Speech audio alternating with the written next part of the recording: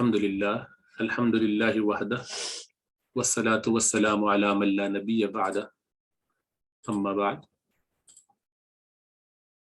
Inshallah ta'ala, today we will start with the new surah, Surah-Hujuraat. Hujuraat, the surah is found in 26th juz of Quran.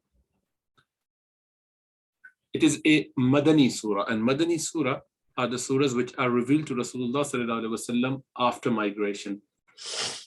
Before migration, anything that is revealed is called Makki, whether it is revealed in Taif, in Mina, in Arafah, or in Makkah, wherever. Likewise, the surahs or ayat which are revealed after migration, whether they are revealed in Medina or in Makkah, when you migrated to perform Hajj or Umrah, they are all considered Madani according to the vast majority of scholars' understanding. So this surah has 18 ayat, long ayat, it's about 2 ruku', so 2 pages worth, 2.5 maybe. The surah in Mus'haf is 49th in order of Mus'haf. If you read Quran from the beginning, surah number 49. But if you look at the revelation, so it is 106th according to the way it has been revealed in number of revelation. So a surah before it is Suratul Fath, which is 111 with regards to its revelation order. Why they put together? Because they have similarity in the subject matter. We'll come to that in a minute. So this is what we call tawqifi. When you go through the principles of tafsir or understanding the sciences of Quranic tafsir and exegesis, you will find that Quran is revealed to Rasulullah sallallahu alaihi wasallam over 23 years according to lunar calendar, and each ayat or Quranic surah has been put according to tawqifi. Tawqif means it is dependent on Rasulullah sallallahu alaihi wasallam telling us where to put. It doesn't have to follow the order as it was revealed. Rather, it would follow whatever Rasulullah sallallahu alaihi wasallam advised. Mute yourselves. Mute yourselves. Please mute yourselves.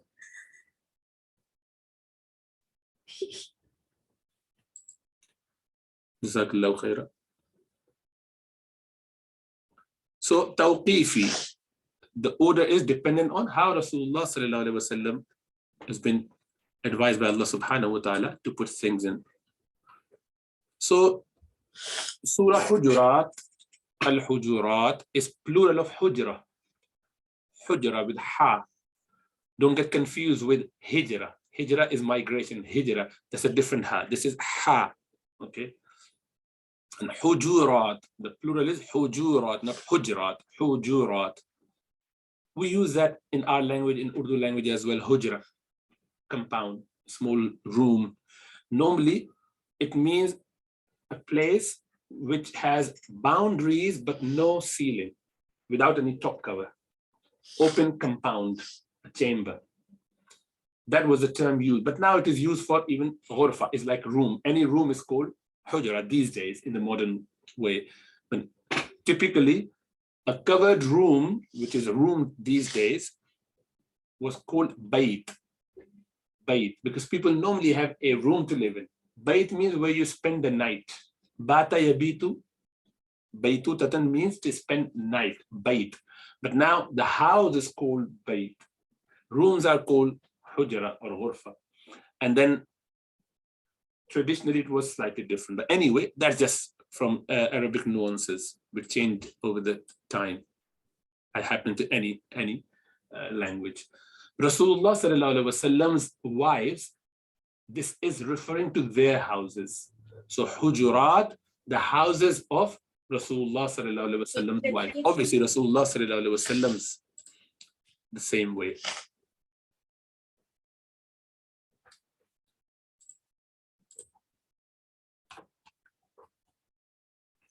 When Rasulullah sallallahu alaihi wasallam migrated from Mecca to Medina, he was initially in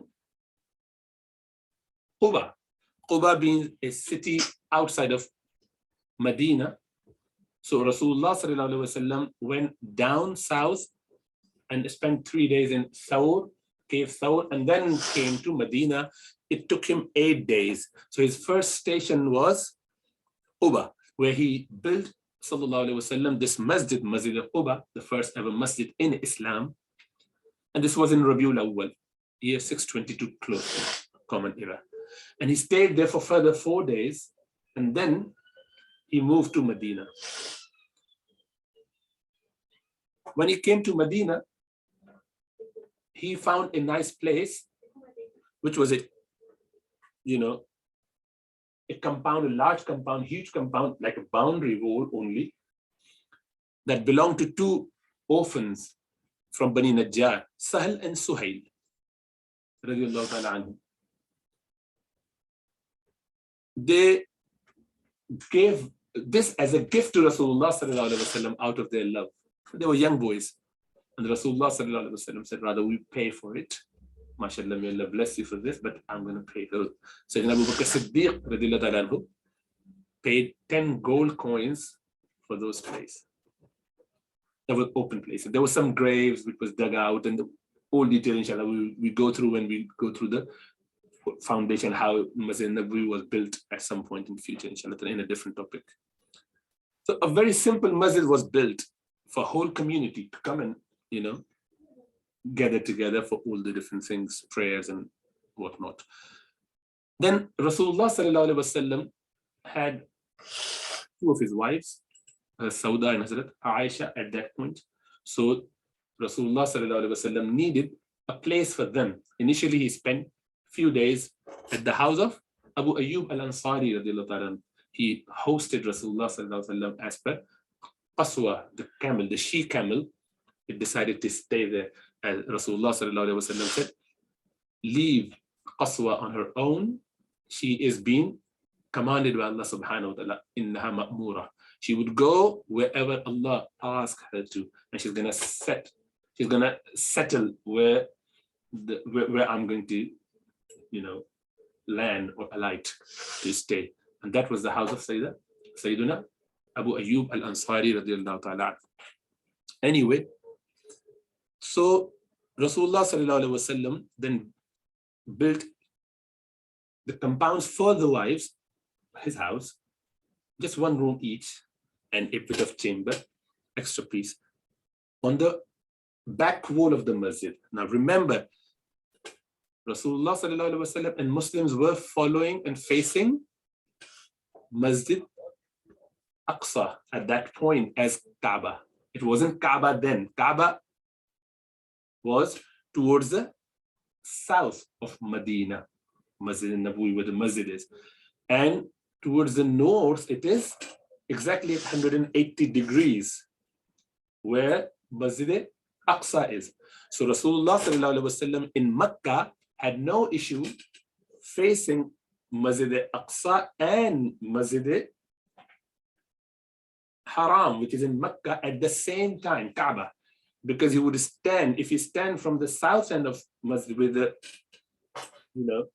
where the Hajar Aswad is on this wall between Rukn Yamani and Hajar Aswad, and you face this Qibla, and you would actually face Masjid Aqsa, so 2 at the same time. So you would have both Qibla. You would have Ittijahu Qiblatayn, both Qibla will be in front of you.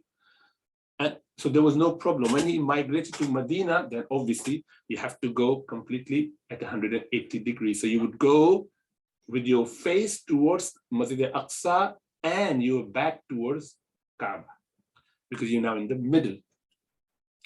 Anyway, so masjid was built in such a way that the back wall would have the houses of the mothers of believers, Sayyidah Aisha, Sauda. These houses, these rooms, these chambers, hujras, have the entrance inside the masjid, but it was never used by anyone. It was not a pathway for people to come and go walk through. No, even the wives, they wouldn't come from that angle. This is only for Rasulullah sallallahu alaihi wasallam to enter masjid, to lead, to teach, to meet people, to give all the instructions, because it was needed, because this masjid was now office and everything for Muslim community, main center of everything. Dawud ibn Qais, later on, one of the Imams of the past, he described the structure of these Hujurat after visiting them, as recorded by Imam Bukhari rahmatullahi alayhi in his Al-Adabul Mufrad.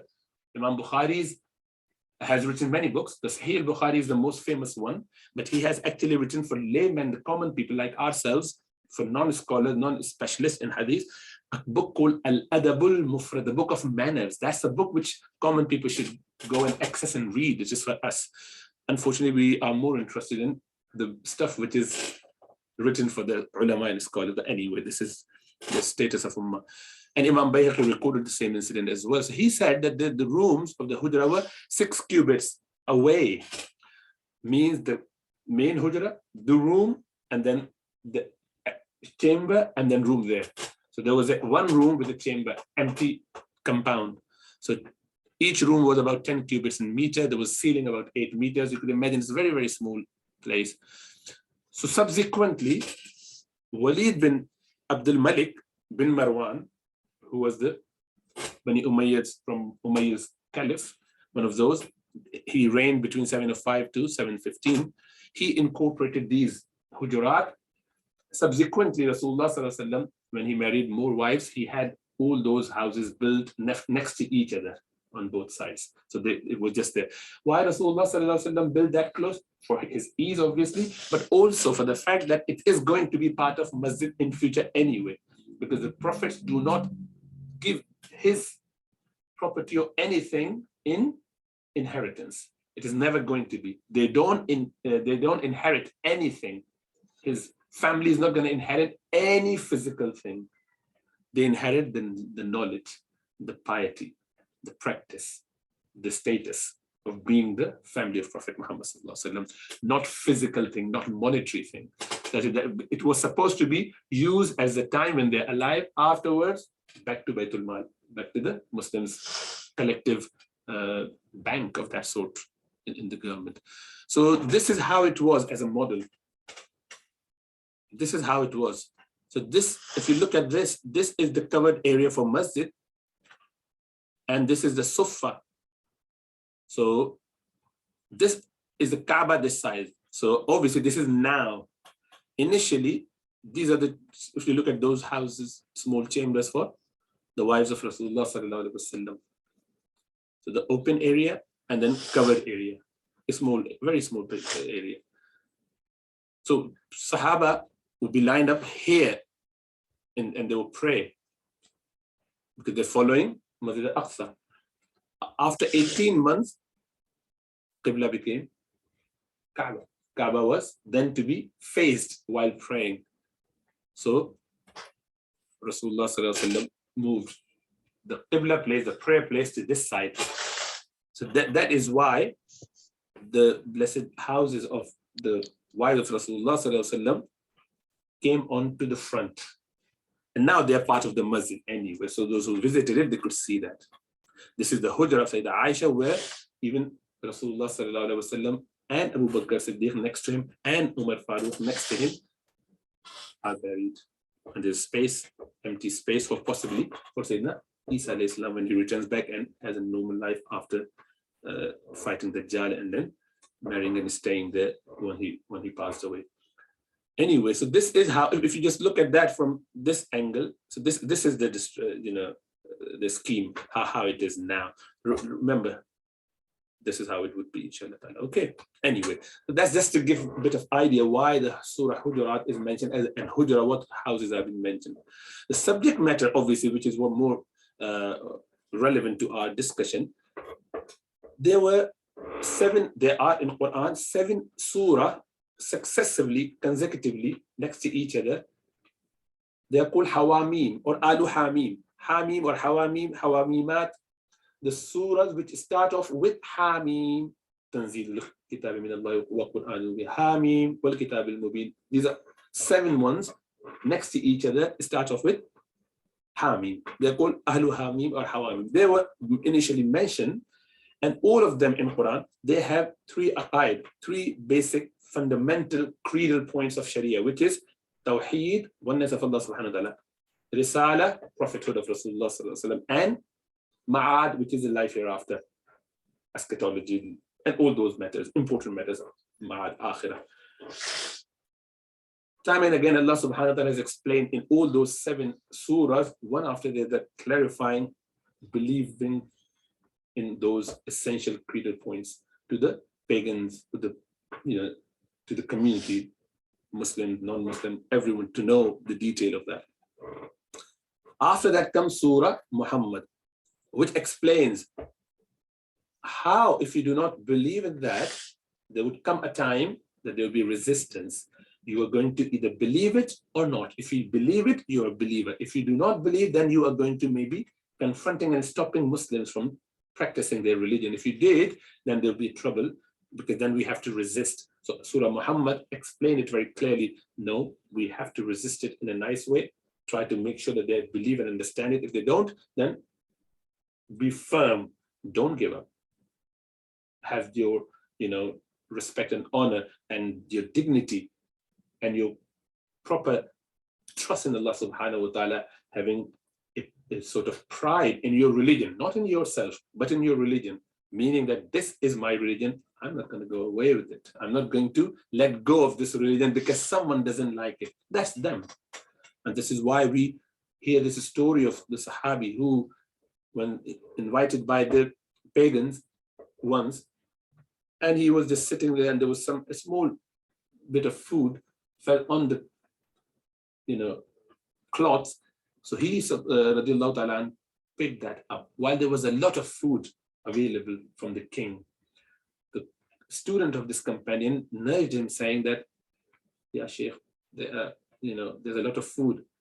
And they, the non-Muslim, they would look at you and they will feel, oh, he's greedy, picking up the food from the tablecloth which just fell down. So don't do it, maybe leave it. So he said it loud. أَأَتْرُكُ سُنَّةَ حَبِيبِنَا Muhammad sallallahu alayhi wa sallam لِهَؤُلَاءِ الْحُمَقَةِ أَوْ كَمَا قَالَ. This is what he said. Shall I leave the sunnah of my beloved for these silly people? If they don't know, they don't know. Whatever they feel, that's their problem. I'm not going to argue with them, but I will continue to do what I am entitled to. That was the love and respect and honor and dignity and trust in your religion. This is what it suggested. Surah Muhammad then said, and the next surah, Surah Fatah, then said, you know what?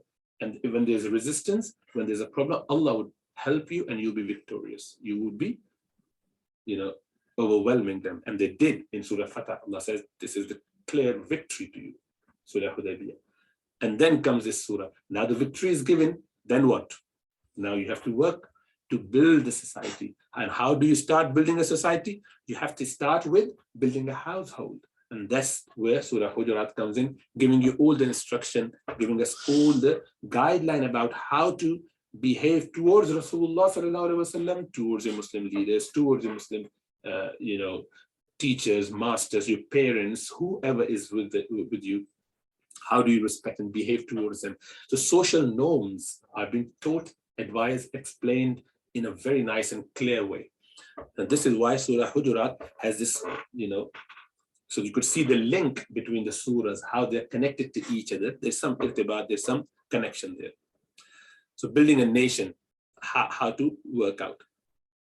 And now let me just do a bit of background, why this surah was revealed, what was the incident. So these are the general understanding, but there is a direct, most of the time, there is a direct incident as well. It's called the Shanun Nuzul, or the evidence for the, incident for the revelation. What was the incident which directed us, or which made it easy, which made it a reason for Allah subhanahu wa ta'ala revealing this particular surah? So there was a background to that. And I will just touch upon that without going into detail at this point, but we go through the detail of this next time, inshallah ta'ala. So the tribe of Tamim came to Rasulullah sallallahu alaihi wasallam. They came and they wanted to learn about Deen. After having a lot of discussion, one of the issues that they wanted to discuss and clarify, that they wanted to get Amir appointed for them. So they asked, Ya Rasulullah sallallahu alaihi wasallam, for our tribe, we're a bit far away from you, we need someone to be our Amir. Could you advise us who should be our Amir? Who should be our tribe leader?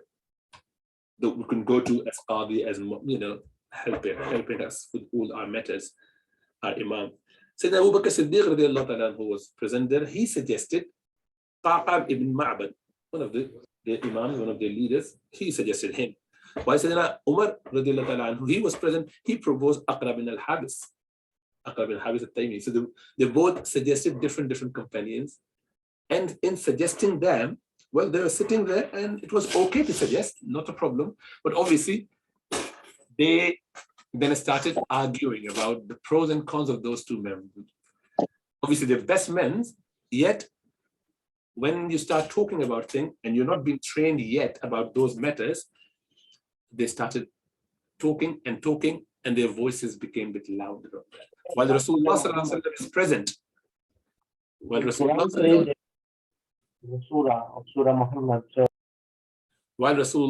alaihi wasallam is present. So what they did, they started talking, arguing, and in that it's natural to just raise a voice a little bit. In fact, Abu Bakr Siddiq said, "You're only suggesting this, O Umar, because I suggested that name. Why did you suggest the name?" So they come to a point where there was a little bit of, you know, hard argument, a little bit of, you know, when people get a little bit finding it difficult to say it nicely, because there are imams, there are people who look up to, so don't want to say any word which is rude in any way. So they just raise their voice in discussing. And they expected that we are just saying what is right to give the best advice to the companion, to the people. And yet they just, for that instant slip, they ignored that Rasulullah sallallahu alaihi wasallam is there. In his presence, raising your voice, arguing with your friend is completely inappropriate. You shouldn't have done that, but they did that. And why would it happen to the likes of Abu Bakr and Umar, Uthman and Ali? These are the best of the best, because Allah subhanahu wa ta'ala wanted us to learn from how we should behave in certain situations. There are certain things that Allah subhanahu wa ta'ala would get done through Rasulullah sallallahu alaihi wasallam, which are appropriate for his prophethood. Certain things, for example, with regards to Rasulullah sallallahu alaihi wasallam, forgetting how many rakat I am doing, how many I have done, which rakat I am in. Rasulullah sallallahu alaihi wasallam had those small, you know, forgetfulness moment in prayer, and the Sahabi can correct it afterwards. So suggested, Ya Rasulullah, has the prayer gone short? Like, you know, are we just doing 2 these days? Like, is it a new thing that we should do Zuhr 2? Have I done 2? Is he right? Yes, actually. They didn't say anything out of respect, but one Sahabi actually mentioned. So Rasulullah sallallahu alaihi wasallam said, oh, okay, let's just repeat. No, it's 4. I just slipped. No, it happened. But in order to make sure that this, because if he didn't, how would we know how to correct your prayer if you missed out on that? Like was Rasulullah sallallahu alaihi wasallam, he was affected by this magic. If he didn't, how would we know how to treat it if there was a problem like this? So these things would happen. Likewise, Rasulullah sallallahu alaihi wasallam marrying the wife of adopted son. In those days, the adopted son was considered to be a true son, and you cannot marry your daughter-in-law. It's like a true daughter-in-law. It's haram to even think about that. So Rasulullah sallallahu alaihi wasallam had to do that in order to make sure that people understand and practice and take it seriously. So whatever was appropriate for Rasulullah sallallahu alaihi wasallam to practice, this is a living religion. Allah made him do and go through that. Whatever was not appropriate, for example, stealing, it's not appropriate for Prophet to do it. So it wouldn't done, not at all. Rather, a he companion and a he companion, those two, in their own times, did it. Accidentally, but did it. Allah made them do it, and they get the punishment. Otherwise, people would say, yes, this is all nice and beautifully written in Quran and Sunnah. These are the rules, but was there any practice ever done? Who was the first person or last person who ever practiced? Rasulullah Sallallahu Alaihi Wasallam and Sahaba were so pious that they never had to go through any of such things. They never stoned anyone to death because they never committed anything like this. They never had to chop anyone's hand because they were so pious. So what would happen? The religion would become theoretical only, not practical. Because we would say, if they never did it, how could we do that? Or even today we say, oh, but they were so pious. If they did it, that's fine. That's why we don't do it because we are weak. If they did not apply any of those punishments, it would be very, very impossible or difficult for people to even think about. So Allah made it said, this is a practical religion. You need to go through all those situations so that you learn how to behave in that situation. That is why the companions would do, and Allah subhanahu wa ta'ala made it said that they would act in such a way, and then they get forgiveness from Allah subhanahu wa ta'ala. And there are many incidents like that. You need to go and read upon that. I would continue to explain all that as and when we go through the Quranic discussion and Hadith discussion where these matters come up. So never have a disrespect for Sahaba, for Ahlul Bayt, for the family of Rasulullah Sallallahu Alaihi Wasallam, for the wives of Rasulullah Sallallahu Alaihi Wasallam, for the companions, for prophets in themselves. Not at all. Because you may think, oh, but I would have never done that. No, you never know. Allah made it such that we learn through them how to behave in that situation. Okay. So anyway, so these two did it, and Rasulullah Sallallahu Alaihi Wasallam didn't say a word, but Allah subhanahu wa ta'ala revealed this surah, which started off with this ayah. I just read it and then translation, and we move on to the next topic. أعوذ بالله من الشيطان الرجيم بسم الله الرحمن الرحيم يا أيها الذين آمنوا لا تقدموا بين يدي الله ورسوله واتقوا الله إن الله سميع عليم. So, O you who believe, do not put yourselves before Allah and His Messenger, but fear Allah. Indeed, Allah is hearing and knowing. And we just leave it there, inshallah, because the explanation of that has a detailed account of whatever happened and how it then manifested, inshallah. سبحانك اللهم وبحمدك ونشهد أن لا إله إلا أنت نستغفرك ونتوب إليك.